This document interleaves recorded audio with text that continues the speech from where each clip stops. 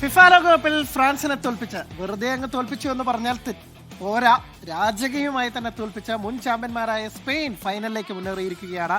ഇതില്ലാത്ത 2 ഗോളിനാണ് സ്പെയിനിന്റെ ജയം. ഡാളസിൽ സ്പാനിഷ് ഡിലൈറ്റ്, 2 അടിയിൽ നെഞ്ചു തകർന്ന് ഫ്രഞ്ച് പട. തുടർച്ചയായ 3ാം ഫൈനൽ എന്ന ഫ്രാൻസിന്റെ സ്വപ്നങ്ങൾ തട്ടിത്തെറിപ്പിച്ച് ഫൈനലിലേക്ക് ലാ റോജകളുടെ മാസ് എൻട്രി.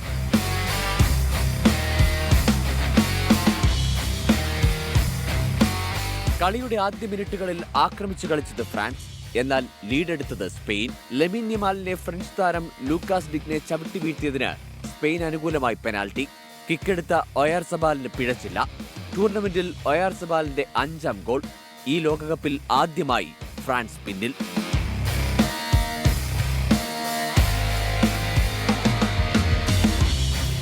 ഗോളടിച്ചു കൂട്ടി എതിരാളികളുടെ പേടി സ്വപ്നമായി മാറിയ ഫ്രഞ്ച് മുന്നേറ്റനിരയെ കത്രിക പൂട്ടി സ്പാനിഷ് അർമാടകൾ. കളം നിറഞ്ഞു കളിച്ച് കുബാർസിയെയും കുക്കറയെയും. മധ്യനിരയിലും സ്പെയിന്റെ സമ്പൂർണ്ണാധിപത്യം. ഇതിനിടെ പ്രതിരോധ കോട്ടയിലെ വിശ്വസ്തൻ വില്യം സാലിബ പരിക്കേറ്റ് പുറത്തുപോയതും ഫ്രാൻസിന് തിരിച്ചടിയായി. 2ാം പകുതിയിൽ തിരിച്ചടിക്കാനുള്ള ശ്രമങ്ങൾക്കിടെ പെഡ്രോ പോറോയിലൂടെ സ്പെയിൻ ലീഡ് ഉയർത്തി. ഡാനി ഓൾമോയുടെ പാസ് കൃത്യമായി ലക്ഷ്യത്തിലെത്തിച്ചു പോറോ.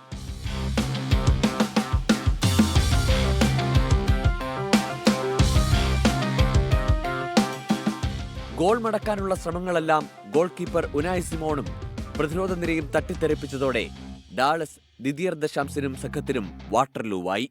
ദശാംസിന്റെ തന്ത്രങ്ങളെല്ലാം പൊസഷൻ ഫുട്ബോളിന്റെ കരുത്തിൽ നിഷ്പ്രഭമാക്കിയ സ്പെയിന് 2010 ശേഷം ആദ്യ ഫൈനൽ. ഇന്ന് നടക്കുന്ന അർജന്റീന ഇംഗ്ലണ്ട് മത്സരത്തിലെ വിജയിയാകും ഫൈനലിൽ സ്പെയിനിന്റെ എതിരാളി. World cup desk 24.